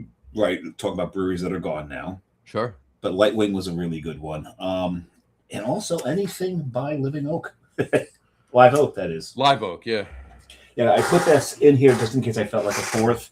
I'm not going to drink it. But I'm not gonna. Yeah, I have one more of those too, and that was fantastic. It's really good. Yeah. So I'm Chip does get some I'm stuff just done. enjoying this. I was gonna have a fourth. I'm just enjoying this. This would have been my fourth had I decided that I was having four. I'm glad I didn't because I'm enjoying this. And if I had another one and then went to this, I wouldn't have been enjoying it as much. So I'm I know the John Holl shows don't go that long because he has his family He responsibilities. does have his family. Yeah, John. When John comes on, anybody that's just watching the show or listening to the show for the first time, John usually logs off before we finish the show because he has his family responsibilities, and that's fine. And then Dave and I finish up. So we're not. My point in telling you this is we're not going to be disappointed if you just want to end the show here and just wait till the next one comes along. So. So it always turns into just the two of us for a brief amount of time, but that's why we'll go to the comments. I do want to put up Justin's really quick. Oh, wait a minute. Brian first said, and the Saranac. Okay, yes. That he had earlier. And he says he also has their Pilsner. Yes, that's pretty tasty as well. But Justin Vitti put up, for smoked beer, Human Robot, smoked. I've never had that one. Is absolutely stellar. I've had it. It's delicious. I've had a couple of the smoked beers, a couple of the Rauch beers that Human Robot has done. And I was down there a couple of weeks ago, as a matter of fact. And I love smoked Helles. Yep, the smoked Helles is delicious. It's a Helles lager. Krausen, yeah, Krausen from their full Rauch beer yeast. Krausen from their full Rauch. Yep. I sorry, I was going to say it. That nice kiss of smoke without being overpowering. Light and a dry finish. It's delicious. Well, that's the other thing. That's always the worry, though, with the smoked Helles, is because since Helles is such a light body, light flavored beer, you can so overpower. The smoke's going to overpower it, right? Yeah, exactly. So a good smoked Helles it's just like a Helles. When you go to a brewery, a German style brewery, or a brewery in Germany, you typically order the Helles first if you know you're going to have a bunch. Right. And the Helles is going to tell you everything you need to know about that brewery because you can't hide behind any flaws in a Helles. Right. So if you've got a Rauch brewery and there's a Helles, get the Helles first. Not for the same reason, though. Because get the Helles out of here. Yeah. But you take that Helles, and if they have controlled the smoke and made the smoke level appropriate to the beer, you know the rest of those Rauch beers are going to be spot on. 100%. So... 100%. And no, you're absolutely right. And I'm not surprised that Human Robot. No, I'm not at all. And I would like to give a nod at a cap. We're talking about some Jersey breweries, to Amanda Cardinelli from the Seed. She's been making a couple of smoked beers, and they've been pretty. I haven't had any of them, so. Yeah, no, they're really, really tasty. Like she smoked her, she made her Schwartz beer. I just had a can the other day. I'd had it. The smoke faded a little bit because it was 6 months old, but it was still abundant, and it was still tasty. And what we don't see, I think, is the name of it. But it was smoked what we don't see. I gotta check it out because I just want to make sure I'm giving anybody out there the right name here. It's the Seed. Well, while you're doing that, why don't you pop up Chris Weisner's comment, and I'll read it while you're looking for that. Go for it. So Chris Weisner said one of the two restaurants he runs is in Germantown, and they have Bearded Iris Monday night and Tailgate all within very close walking distance. So we mentioned Bearded Iris earlier. In my mind, Bearded Iris to me is Other Half South, because they're very IPA heavy. And when they're not doing hazy IPAs, they've got like the big adjunct stouts. What was it? There was a double vanilla stout they did that I thought was fantastic. Right. So now, granted, it's been a while since I've had Bearded Iris, so I'm just wondering if maybe they've branched out and of those two niches that they've had, and not doing the other half thing like they've done since their opening. But the one thing I remember I love the friggin' tap room there, that chandelier. You wait online to get a beer, and at one point while you're online, you're standing under that chandelier, and you're very concerned that chandelier may fall on you. Actually, while you're in that building, half the time you're concerned the building is going to fall on you. It's an old warehouse. But no, it's a great space. I love the space. I absolutely love the space. Love being there. So there you go, Chris. I got to ask, but yeah, it's what we don't see is actually a KCBC beer when right, and I actually had it on the show. You actually drank it on the show. That's correct. What we As Simple as Shadows. That's the name of the beer. It's the smoked version of As Simple as Shadows. Chris, what are the two restaurants that you run? What's the restaurant that you run in Germantown? I got to ask. He runs two. Well, no, he says one of the restaurants he runs is in Germantown. One of the two restaurants he runs. Right. There it is. Okay. You too, John. You too. You got to post up the most recent comment. John Holl commented, "Have sweet smoky dreams, fellas." John, you as well.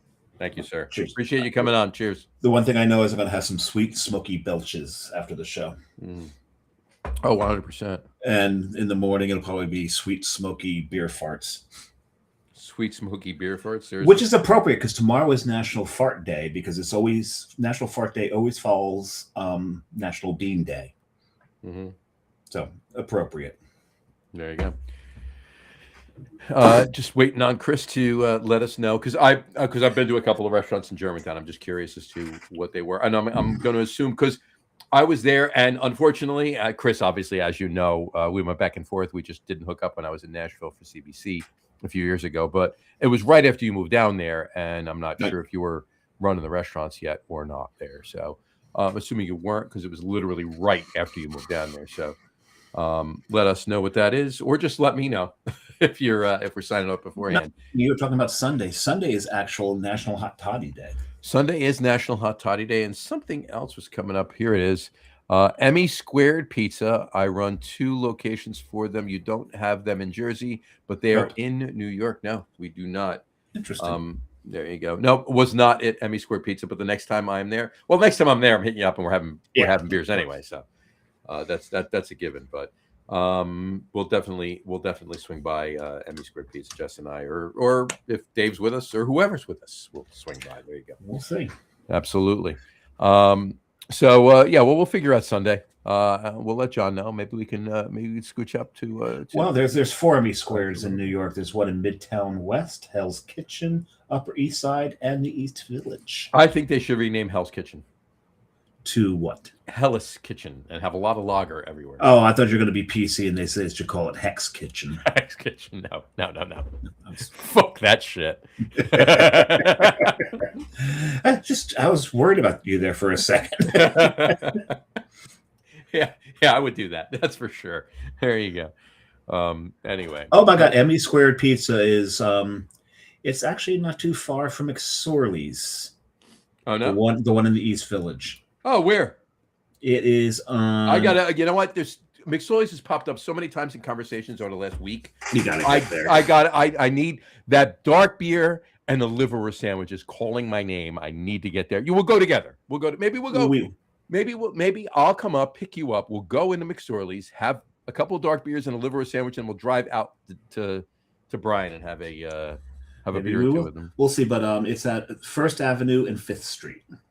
First Ave and 5th. That's McSorley's is between 2nd and 3rd on 7th. Yep. Yeah, so it's not too far. It's and exactly halfway 4 blocks. Exactly halfway between them is a tiki bar called Paradise Lost. All right. Well, maybe we'll just go there and not to Brian. I'm kidding, Brian. We'll have to do 2 separate days. I got news for you. We walk into Paradise Lost. We're not walking out for a while. Well, there's time is going to be lost if we walk into Paradise Lost. Oh my God, they got some great cocktails there, I tell you. And they do like the big bowl drinks, and if you get the really big one, there's a whole fire show that comes along with it. It's really cool. I did take a picture of it while I was We're gonna have to do that. You know what? We're gonna have to do. We're gonna have to do that. We'll have to do it 2 separate trips. We'll have to do one day. We'll just get up to Brian, and another day the 4 of us are gonna have to get into the city and do That is Emmy Square Pizza, Oh, McSorley's, and Paradise Lost. yes, absolutely. And then probably wind up the day over at Augers Well for a nightcap. There you go, sir. oh boy, yes. You're not Mhm. we better not drive that, John. No, Jess can drive home. It's just here we go. Here it is right there. There's the fire show. Oh, nice. Yeah. You know, he's doing it right. And the people that you can't see that are behind the fire, Mhm. they're the ones that ordered the bowl. They're the ones that order the bowl, right? Exactly. And they won't let you order the big bowl unless you have at least 6 people, I believe. Is that right? Yep. So I think we can talk them into letting us do it with 4. We could probably talk them into letting us do it. I'm trying to find the. I don't see it anywhere, but it's probably. Yeah, I mentioned it before. I was just gonna bring it up because Chris is watching. But Chris, is a tiki bar. I forget the name of it. We were there. All the Star Wars tiki cups. Well, right? the Star Wars tiki cups in East Nashville, on the road there, right on the corner there. I forget the name of it, but you can. I'm sure you at least know of it, if not have been there. So. Well, I can tell you, I did save it on one of my many, many, many Google Maps that I've made, so I could probably pull it up pretty quickly if you told me beforehand. You know what? I could just let me just go here. Well, no, I could, because I could do this. There we go. Did you get it? I think I did. It's called Chopper. It's called Chopper. It's called Chopper. It's called Chopper. Yes. It's got Gallatin Ave, right off of Gallatin Ave on Stratton. It's delicious drinks. And do you remember what I had? Because it was ubiquitous. I thought of this drink earlier that day when we left Asheville, when we got out there. Singapore Sling. That was a Singapore Sling. Thank you very much. When we did the Anna Chaser show, that was the Tiki Drink show. Yep. I was willing to bet anybody that John was going to do a Singapore Sling on the show. And what did I do? You did a Singapore Sling. I did a Singapore Sling. There you go. And the reason I knew you did a Singapore Sling is because it's based off of gin. There you go. So I knew John's going to do a Singapore Sling. Yeah, I did. So. And that is one of the recipes, and I made no bones about saying that and spoiling the surprise for everybody. That will be going into our cocktail book.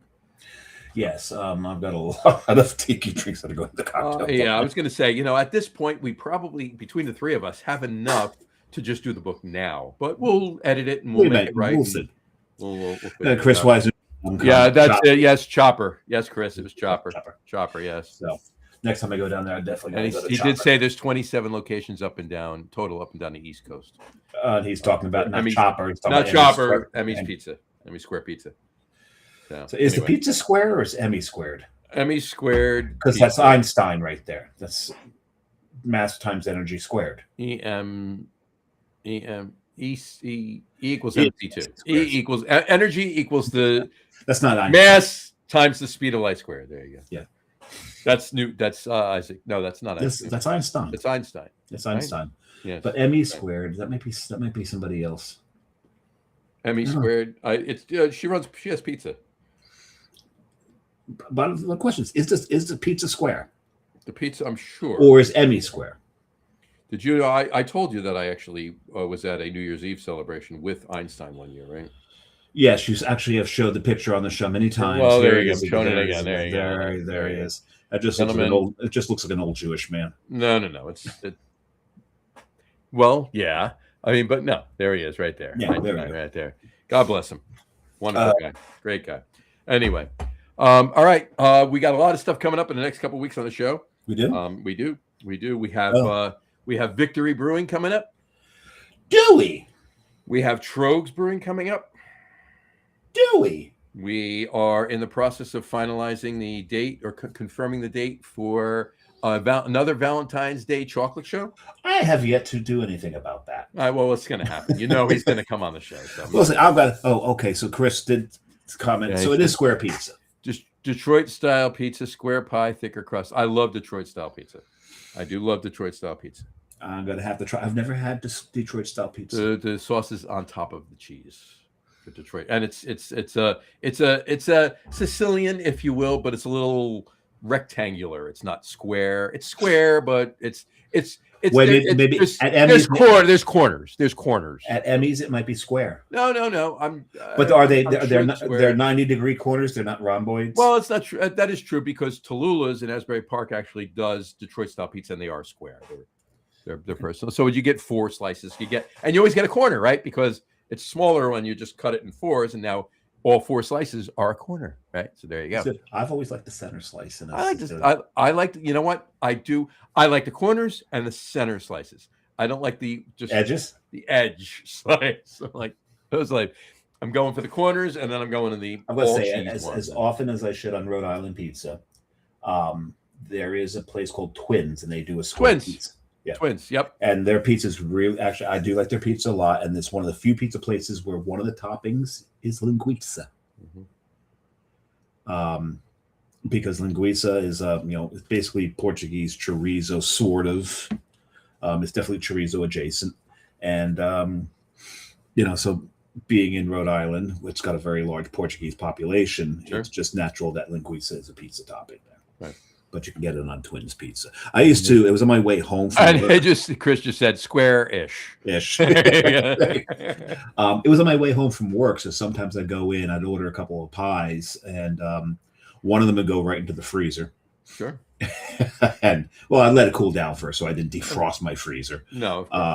And the other one, the other one, I'd eat a few slices. I didn't even think about that. That'd be good. Yeah. All of a sudden, everything's what the hell happened here? Why are the peas all mushy? This is in England. And I rarely had, the only reason I usually had frozen peas is, if I had a black eye or something. Black eyed peas? Yes, black eyed peas. Black eyed peas. There you go. It just dawned on me. We have to get Chris back on. Chris was on the show. Chris was on the show before he moved to Tennessee. He was. So we should probably have him back on the show now that he is in Tennessee. Yeah, we got to talk about. You know what? We got to talk about some Tennessee stuff. Chris, I'll hit you up. I'll text you after the show, and we'll set up a date and get you on the show. Yeah. Well, just make sure you cut your hair before the show. Oh, he can never cut his hair. No, I barely cut mine. He's not cutting. We would never recognize him if he cut his hair. And Brian Boak said they ship nationally. They are rectangles, 6 slices, 4 corners, 2 edges. They ship nationally. There you go. Well, Brian's not actually on the show, so he can actually do math. He's allowed to. He's allowed to math. We're not allowed to. We're not allowed to math. All righty. Well. All right. We got like I said, we got a lot of good shows coming up. A lot of interesting things planned for 2026. Some live plans. We have plans for 2026. We don't plan. The Craft Brewers Conference that we've been mentioning a couple of times. We mentioned it, obviously. The what now? Craft Brewers Conference. We mentioned that John when we were down in Nashville, in Philadelphia. It's in Philadelphia this year, and we will be there. We'll be doing some live podcasts from Philadelphia. That's going to be in April. And Dave is eloquently and what's the word I'm looking? Not eloquently. Dave is damn it! What's the word I'm looking for? What's the adverb I'm looking for? I am not eloquent. That's eloquently is an adverb. Yeah. Generously. It's not generous, but it's similar to that. But I'll use that word. Generously moved his April vacation to May so that we can go to CBC in April in Philly. It actually was for work, but that's okay. Mm-hmm. We'll call it that. Yeah, exactly. And Chris Wisner just said, yes, Brian, we do on Gold Belly. Mm-hmm. And he said, yeah, absolutely, I'm in. And Holl now was the cutting his hair. Oh, hell no, was cutting his hair. Yeah. I was waiting. The whole reason I said that was to evoke that response. Exactly. But no, we got a lot of fun things coming up for 2026. We are in the 6th year of our show. We're by the end of this year, we will hit 300 Tuesday shows, not just live shows. Live shows we're approaching 300 already, if you include them. But we'll have our 300th show, Tuesday night show this year, and our 6th anniversary show as well. So it's gonna be a fun year. Stick around. We got a lot of good stuff planned.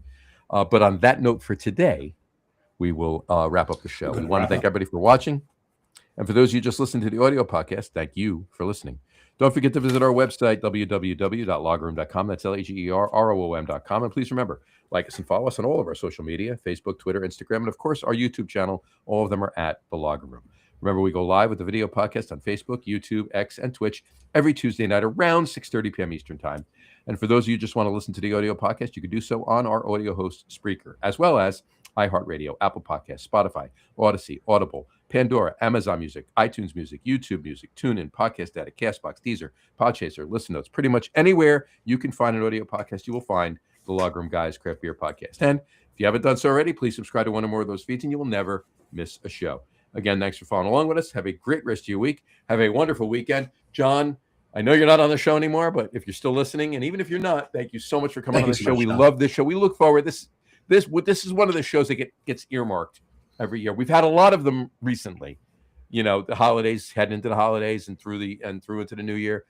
This is definitely one of the shows that gets earmarked every year, and we love doing this show, and we love when you come on. So thank you so much for giving us your time and coming on the show tonight. But once again, and one more comment from Chris Weisner. He said, "All right, boys, have a great night." Chris, you too. Yeah, Chris, I'll text you. I'll text you when we're done. We'll come up with a date and get you back on.